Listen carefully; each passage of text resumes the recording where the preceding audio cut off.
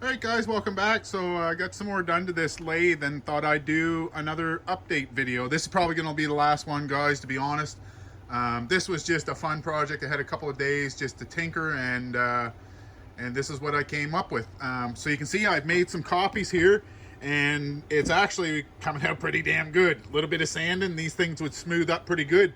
I did change the way that I was doing the guide for this thing. As you can see here, all I did was I just attached a bit of plywood to my headstock and put a bolt through it, you know, not drilling any holes. That was just the way my lathe was able to, I was able to do that. And the same thing with the other end. All I did was put this piece of plywood up the side, and I did have to drill the lathe here, but it's not a big deal. It's just a bolt hole. And then this puts my copy attachment, or my copy spot, right above the blank itself. And it was also, what happened was, when I had it set up with the long beam, the beam was vibrating too much and there was too much give, so it wasn't creating an accurate copy. But with this being right above the bed like that, it's hooked to the lathe, so it's very sturdy. And all I'd have to do is, you know, if I'm doing different lengths of pieces, then I'll have to make a piece for in between as well each time, and then this ties everything together and makes it sturdy. And then I just screw my template, as you can see, to the bottom of it like that. My copy pin sits right here. I've actually got it on a little bearing here as well. I just drilled the bearings, and I've got it so that I can look in here and see with the plexiglass cover on it. Now, guys, this thing is cobbled. Like, you know what I mean? You got to understand that I just kept going and changing things to make it work. And, you know, this is the final thing here. So what I'm going to do now in the video is I'm going to set up the put another blank in this thing, and I'm going to carve another one of these legs to match these ones and show you guys how it works. It does work pretty damn good too. It's pretty quick, way quicker than my old copier. All I'm doing is sticking chunks of hardwood in this thing out of my hardwood pile. So this isn't dry wood, so it's not going to do as good a job as it would if it was in really dry hardwood. And yeah, and just been carving them, and it's super quick, way faster than the original copier on this thing. So now I'm going to set up the camera and do some carving. Now, before I put this in the lathe, I want to show you what I'm going to be carving. One of these legs from a big old crooked hunk of firewood like this. So there's the challenge. So the other thing I want to show you too, what I've been doing is I've got a few of these little cog pulleys laying around here. So what I've been doing is I've been sliding one of these on to do the first pass, and then I flip it over, and it's got a little smaller circle here that rubs on the copy for the second pass, you know, for the second run. And then I've got a little bit smaller one here that I put on for another run, and then I go by the copy pin for the last run. It seems to work pretty good. So I've got this thing in the lathe.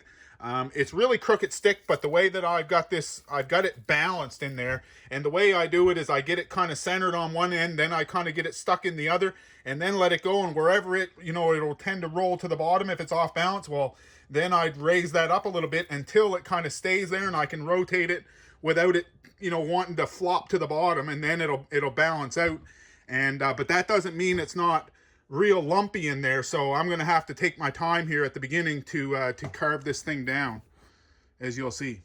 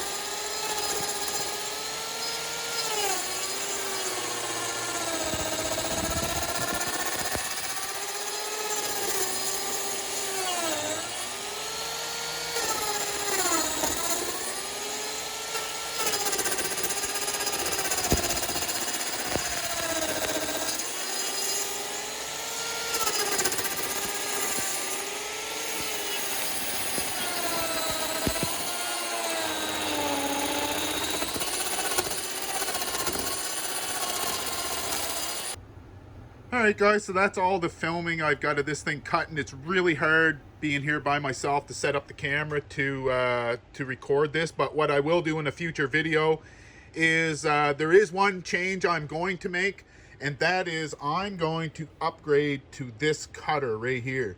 I've got to get a little better cutter head for this thing, or the inserts for this, and then I'm going to use this as a cutter, something that's a little more solid. As good a job, you know, for being what it is, you know, these copies turned out really good. They need some sanding, obviously. Remember, this is firewood, so this was that last piece that I put through, and you can see that it looks the same as the other ones. Beautiful, really, and pretty easy to use. This, you know, using this dial to go back and forth is pretty damn handy, and this handle in and out.